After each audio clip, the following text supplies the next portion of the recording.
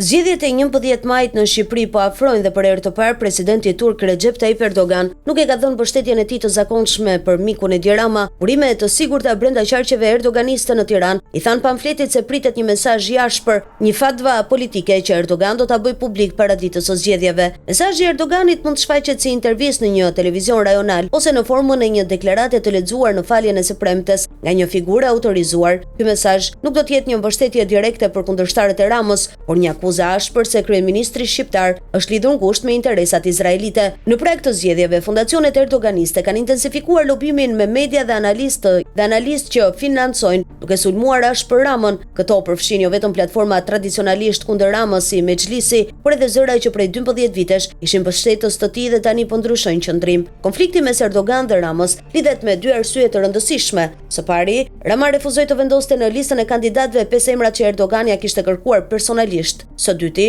Rama ka krijuar një lidhje direkte me princin e kurorës Arabisë Saudite, Mohammed bin Salman, duke shmangur kështu influencën turke në rajon. Arabia Saudite, me ndihmën e SBA, ka vendosur nën influencë Katarin, Emiratet e Bashkuara dhe Egjiptin, duke kufizuar fuqinë e Erdoganit në rajon. Kjo ka shkaktuar irritim të madh tek Erdogani, ajsa Rama ka shtyr një vizitë të planifikuar në Riyadh për të shmangur acarimin e mëtejshëm të marrëdhënieve. Ndikim vendimtar në ndryshimin e qasjes së Ramës kanë pasur kancelari gjerman Friedrich Merz dhe kryeministria italiane Giorgia Meloni, të cilët janë vendosur të kufizojnë në rolin e Turqisë në Ballkanin Perëndimor. Në këto kushte, Rama, si një oportunist i sprovuar, ka ndryshuar pozicion nga lider musliman drejt liderit pro-perëndimor. Frika kryesore e Ramës tani është ndikimi elektoral që mund të ketë mesazhi i Erdoganit në qarqet shqiptare me popullat pro-turke. Erdogani synon të krijojë një strukturë politike në Shqipëri, të ngjashme me aksionin demokratik në Bosnjë dhe Besën në Maqedoninë e Veriut. Megjithatë, më 11 maj, vota e grupeve pro-erdoganiste pritet të kalojë drejt opozitës, përfaqësuesit me të cilët Erdogan ka shtuar ndjeshëm kontaktet kohët e fundit.